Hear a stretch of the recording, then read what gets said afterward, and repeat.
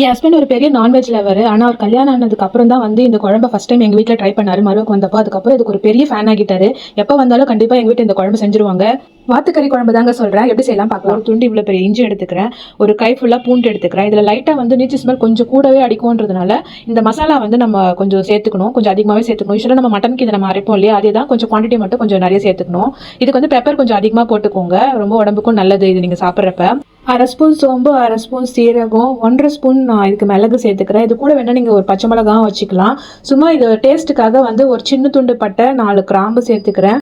என்கிட்ட சின்ன வெங்காயம் இருக்குது, அதனால நான் ஒரு 5லேருந்து 6 சின்ன வெங்காயம் சேர்த்துக்கிறேன். இல்லைனா நீங்கள் மீடியம் சைஸ் வெங்காயத்தில் பாதி வெங்காயம் சேர்த்துக்கலாம். இது கூட மீடியம் சைஸ் தக்காளியில் பாதி எடுத்துக்கிறேன், அதை 4 கட் பண்ணி நான் இதில் ஆட் பண்ணிக்கிறேன். இது எல்லாமே ஒரு மிக்சியில் போட்டு நல்லா ஒரு ஃபைன் பேஸ்ட்டாக அரைச்சிக்கலாம். இப்போ குழம்புக்கு நல்லா இது தக்காளி பெருசாக இருக்குன்றதுனால நான் 2 தக்காளி எடுத்துக்கிட்டேன்.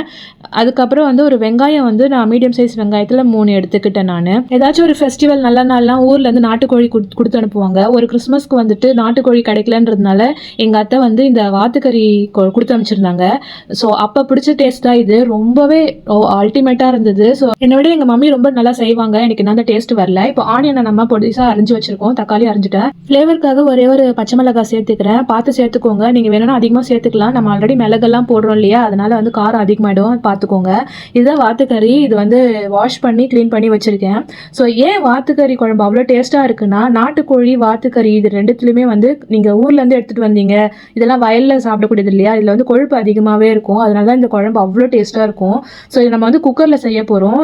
ஸோ கறி நல்லா வேகணுன்ற ஸோ எண்ணெய் ஊற்றி கடுகு தாளிச்சிட்டு நான் பட்டை கிராம்பு எல்லாத்துலேயும் கொஞ்சம் கொஞ்சம் எடுத்து சேர்த்துட்டு வெங்காயம் போட்டு நல்லா வதக்கிடுறேன். பச்சை மிளகாவும் நான் அப்பயே ஆட் பண்ணிட்டேன். உங்களுக்கு காரம் ரொம்ப பிடிக்கும்னா நீங்கள் இன்னும் 2 பச்சை மிளகாய் கூட சேர்த்துக்கலாம். இந்த பாய்லர் கோழி சிக்கன்ல இருக்கிற டேஸ்ட்டை விட நாட்டுக்கோழி வாத்துக்கறி இதெல்லாம் ஏன் டேஸ்ட் அதிகமாக இருக்குன்னா, இந்த பாய்லர் கோழியில் வந்து கொழுப்பெல்லாம் அவ்வளோ இருக்காது. ஆனால் இந்த நாட்டுக்கோழியில் வாத்து இதுலலாம் வந்து கொழுப்பு இருக்காது, ரொம்பலாம் இருக்காது. ஆனால் ஒரு மீடியம் அளவில் தான் இருக்கும் கொழுப்பு. வெங்காயம் வதங்கின வந்து தக்காளி ஆட் பண்ணிட்டேன். லைட்டாக நான் உப்பும் ஆட் பண்ணிட்டு வதக்கிட்டு இருக்கேன். தக்காளி நல்லா வதங்கிட்டதுக்கு அப்புறம் தான் நான் அரைச்ச பேஸ்ட் போடுவேன். யூஸ்வலாக எல்லா வீடியோல பார்த்துருப்பீங்க, இஞ்சி பூண்டு பேஸ்ட் வெங்காயம் வதக்கினதுக்கு அப்புறம் நிறைய பேர் போடுவாங்க. பட் நான் தக்காளி வதங்கினதுக்கு அப்புறம் தான் போடுவேன், அடி பிடிக்காம இருக்கும்ன்றதுக்காக. தக்காளியும் நல்லா மசியும். நம்ம எல்லாம் முக்காசி பேர் நமக்காகன்றதை விட நம்ம ஹஸ்பண்டுக்காக பிள்ளைங்களுக்காக தான் வந்து இதெல்லாம் செய்வோம். ஸோ நான்வெஜ் லவர்ஸாக இருந்தாங்கன்னா உங்கள் வீட்டில் இது கண்டிப்பாக ட்ரை பண்ணுங்க. அடிக்கடி கேட்பாங்க மறுபடியும் செய்ய சொல்லி. அவ்வளோ டேஸ்ட்டாக இருக்கும். கண்டிப்பாக வந்து உங்களுக்கும் நான்வெஜ் பிடிக்கும்னா இது ஒரு வாட்டி நீங்கள் செஞ்சு பாருங்கள். நான் மறுபடியும் சொல்கிறேன்.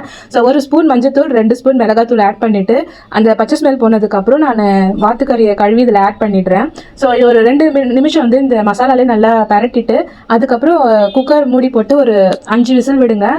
நல்லா சாஃப்டாக வெந்துடும். இதுக்கு வந்து பார்த்தீங்கன்னா நான் சொன்ன மாதிரி கொஞ்சம் பெப்பர் அதிகமாக போடுங்க. மற்ற கறியை விட வாத்துக்கறி வந்து ரொம்பவே மூலிகை குணம் கொண்டது அப்படின்னு சொல்கிறாங்க. உடம்புக்கும் நல்லதுன்னு சொல்லுவாங்க. இது குளிர்ச்சியான ஒரு பொருள் தான். ஸோ நான் இப்போ வந்து உப்பு காரம் செக் பண்ணிவிட்டு நான் சால்ட்டு கம்மியாக இருக்கிறதுனால நான் சால்ட்டு கொஞ்சம் ஆட் பண்ணிக்கிட்டேன். எங்கள் வீட்டில் நான்வெஜ் ரைஸ்னால் அது வந்து பிரியாணி மட்டும்தான் லஞ்சுக்கு எப்போவுமே இருக்கும். குழம்பு வந்து நாங்கள் டிஃபனுக்கு தான் நிறைய சாப்பிடுவோம். இந்த வாத்துக்கறி வந்து ரைஸை விட நீங்கள் டிஃபனுக்கு சாப்பிடுங்களேன், தோசை அப்படியே போயிட்டே இருக்கும். நீங்கள் எவ்வளோ சாப்பிட்றீங்கன்னே கணக்கு தெரியாது. மேலே இருக்கு இல்லையா, அது வந்து எண்ணெய் கிடையாது, அது வந்து கொழுப்பு தான் அது. ஸோ அதனால இந்த குழம்பு அவ்வளோ டேஸ்ட்டாக இருக்குது. இவ்வளோ கொழுப்பு அப்படிலாம் நினைக்காதீங்க. ஸோ விசில் போட்டு இறக்குறதுனால உங்களுக்கு அப்படி தெரியுது. மிக்ஸ் ஆக கரெக்டாக இருக்கும்.